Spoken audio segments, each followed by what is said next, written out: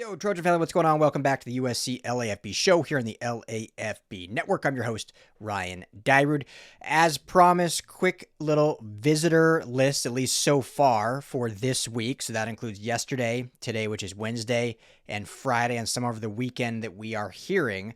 It's going to be a packed spring for USC with visitors all coming in. So wanted to get on here, kind of give you a little update on that. We'll have some updates over on our message board, so make sure to go over to lfbnetwork.com and check that out. As I always say, we really appreciate it. While you're here, hit that subscribe button, whatever side it's on. Hit that like button. Helps us out, helps us keep growing all the work we're all putting in. So I had teased also earlier in the day, Tim and I were going to be live tonight with something came up schedule-wise. So that will happen either Thursday or Friday. So we are going to start weekly lives again. Cannot wait to get back into that just for the engagement and phone calls from you guys. So that will be happening. As I really can't say as always, it's brand new. But starting this month, USC LAFB is brought to you by our brand new friends over at FanDuel. Everyone's heard of FanDuel. One of the best sports books out there. They got daily fantasy, got it all. So make sure to check out our friends at FanDuel. Obviously, during the season, it's going to be a little bit more fun because then, there'll be games to actually wager on. But for now, if you just want some Heisman odds, I think one of the hottest ones right now, I'm big on Jaden Maiava. I think we all should be big. I think he's one of those sleeper candidates for Heisman. If he plays up to his ability, can have some of those big game moments. I know that's what a lot of you are a little reserved on. I think we've seen it in certain situations, but we haven't seen those like big game moments consistently from Jaden Maiava. We've seen some, like that Illinois second half. They didn't lose because of Jaden Maiava. But we've seen, him not slither away, but, just not quite step up to the stage yet. If he can do that, I think he's a true Heisman candidate. But FanDuel has him with the 12th highest odds at plus 2,700 over at FanDuel Sportsbook. So, guys like Brandon Sorsby are ahead of him, Gunnar Stockton ahead of him, Josh Hoover ahead of him, Trinidad Chambliss ahead of him. They have CJ Carr, number 1, Notre Dame's quarterback, at plus 800 with the best odds to win the Heisman. So, Jaden Maiava, that's a steal right there, plus 2,700. So, check that out. New friends over at FanDuel. All right, so yesterday, the main visitor that I saw there checking out was one of the newer offers from USC. We've talked about him quite a bit now since they offered him, and that's tight end Charles Davis. I've mentioned they're kind of recruiting him as a tight end and receiver. He's that true crossover. He's like 6'5", 200. I envision him more as kind of a tight end, but it kind of depends on the weight gain there. Like, obviously, that's a little slender for a Big Ten tight end when you've got guys like Tucker Ashcraft transferring over from Wisconsin who are like almost 240 in the tight end room, real inline. But he certainly has the height and the verticality depending where they want to use him. But USC, like I said, he's got a great relationship with wide receiver coach Dennis Simmons. But obviously, Chad Savage has spoken to him as well, and they kind of view him as that hybrid tight end wide receiver, kind of one of those guys. It's just a unicorn. Try to get on your roster, try to get in your offensive system, and you'll make it work, kind of thing. So I think there's a lot of excitement. We've seen his recruiting profile skyrocket in the last month. I mean, he was when USC first offered. If I'm not mistaken, I think he was maybe a 3-star on one of the ranking sites. And not any star, 0 star on everything else. So when the offer first came through, I did a video on it. And everyone's like, man, what? Not everyone, but there was some chatter like, man, what are we doing offering a 0-star slender hybrid tight end? Well, since then, he's now a 4-star on 24/7 Sports new rankings. They finally did convert him from a receiver to tight end. They had him listed as a receiver. Now they have him listed as a tight end, as I think that's what most schools are recruiting him as. And they have him as the 10th overall tight end in the class. He's on their 24/7 223rd ranked overall player.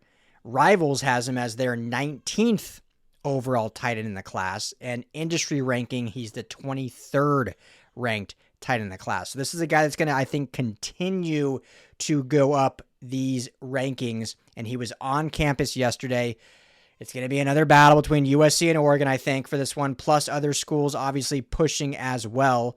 When you look at Ohio State, he's visiting just this weekend. He's visiting Nebraska. He'll be back at USC again later this month. He's got SMU, Cal, UCLA, Miami. I'm telling you, this is one of the rising stars in this class at the tight end position, and USC would love nothing more to keep him home. So it's great to have him on campus yesterday. Saw him out there. Looked like he was enjoying himself, being able to meet with coaches, players, and see how practice goes down. So that was kind of the big one from yesterday.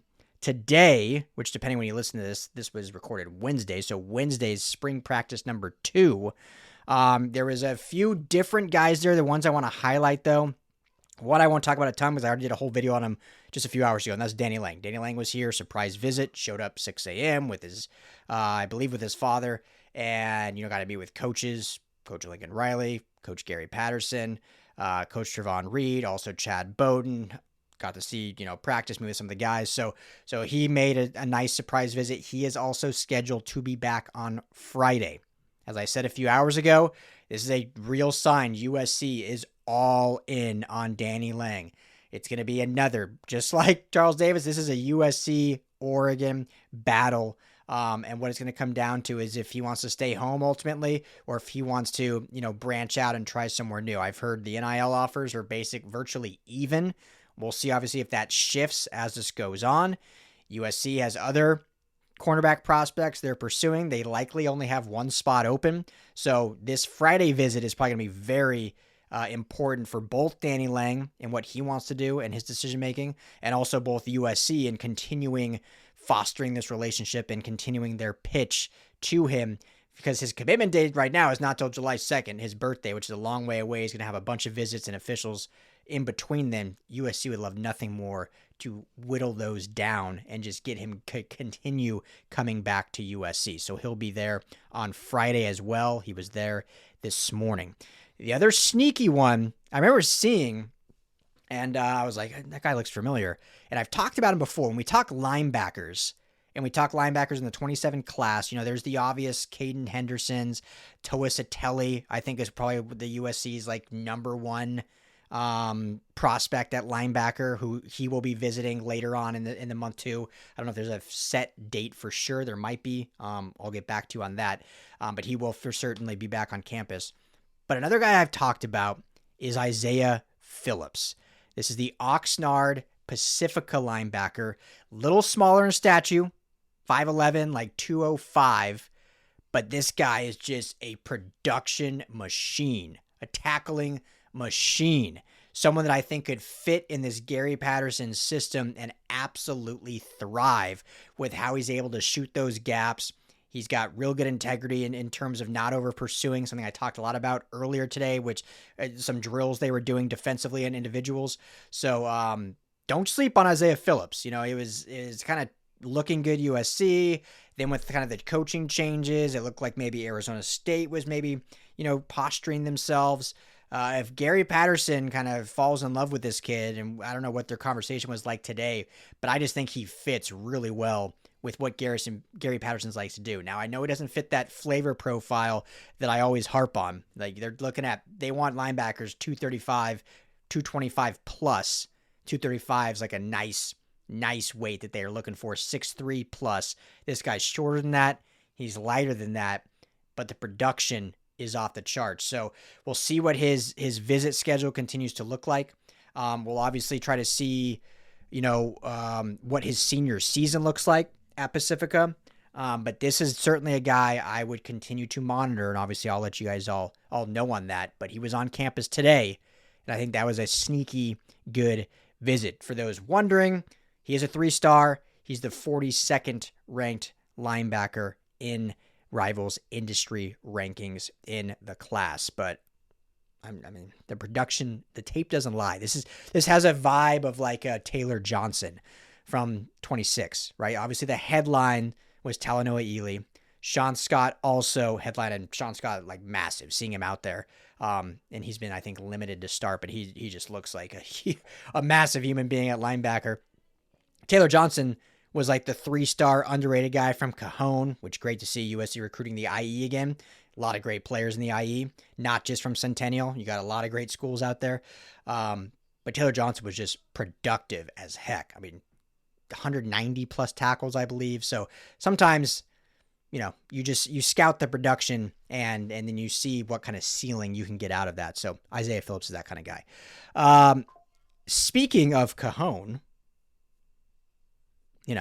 fitting, maybe I planned this. Austin Atala is planning on visiting. He goes to Cajon, offensive tackle, 6'7", 290.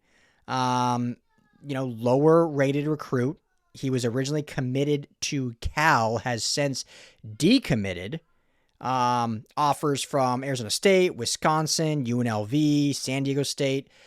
So interesting one. He's a guy that I've been hearing his kind of similar to a Charles Davis. His profile is growing kind of as this thing goes on. So he is expected to be on campus this weekend. So it won't be officially, or they're all unofficial visits, but it won't happen on Friday or when the media is there, but it will likely happen this weekend, but he'll get on campus and get acclimated. So another offensive lineman to put on the radar.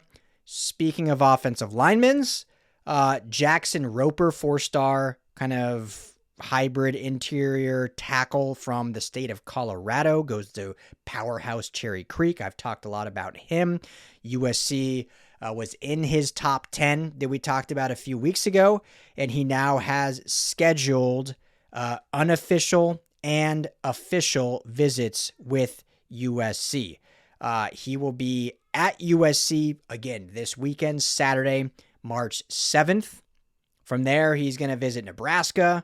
He's going to visit Colorado, Auburn, Georgia Tech, Clemson, and Vanderbilt.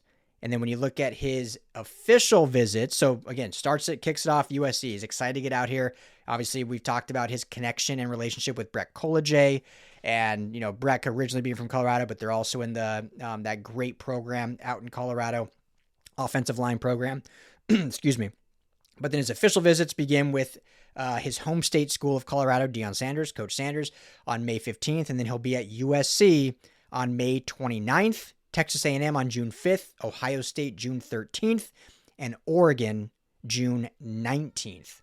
Oregon's getting a lot of these final visits. I don't love that. Usually when you get the final visit, that can mean a lot unless you're one of the early schools and you can get a kid to commit before taking those officials. So that's kind of the fire you play with. If you're USC, they've actually kind of scheduled a lot of these officials that are just getting going. Not a ton of officials scheduled yet, but all the ones they have seem to be more on the earlier side. And maybe their strategy is, hey, we're just not going to let these kids leave. Like when they're on campus, we're getting the commit, and then those all in the back end get canceled. Whereas if you're on the back end and you are waiting and everyone commits, then no one ends up showing up to your officials. So I think it's kind of a, certain strategy for each type. Obviously USC using a different approach based on not allowing visits after commitments. Finally, today, a quarterback on campus here, class of 27, Zachary Benitez, 3-star quarterback. He's the 46th ranked QB according to 247 Sports, 6'2", 210 from El Cajon, California. This will be one to watch. Saw him out there. He's got good looking size. I haven't done a ton of research on him, to be honest, but no offer. So USC has not offered him, but they'll have some QBs visit, and obviously Dane Weber's a guy we've talked about. Eli Woodard's teammate at Chaparral, he will come out for a visit soon. And so Lincoln Riley will feel that out, and he doesn't hand out QB offers like candy like some other schools. So they'll feel it out. I believe they won't take a 27 quarterback. That's my opinion. But we'll see if things start to heat up, and we'll see if Benitez is one of those maybe rising stars that, again, you take a quarterback and it doesn't necessarily have to be like the QB of the future. It doesn't necessarily have to be a 5-star or a high-end 4-star like a Jonas Williams that you're like, this guy's going to be handed the keys at one point. You could potentially take a 3-star, cheaper value when we're talking NIL that could come in and develop and either be a really solid backup for a career, be a guy that develops and, is a solid backup for year 2, and then he maybe transfers out, and that's just kind of the fire you play with.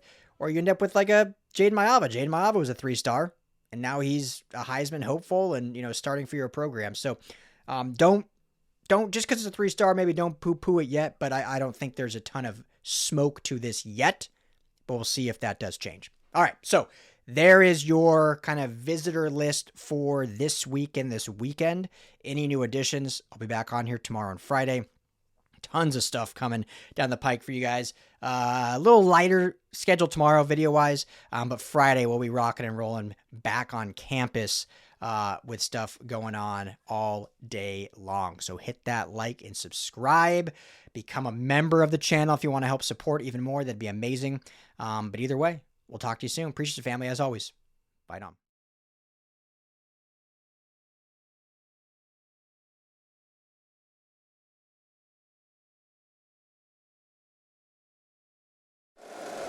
If you like the show, please take a moment to rate, review, and subscribe. It really does help the show to grow.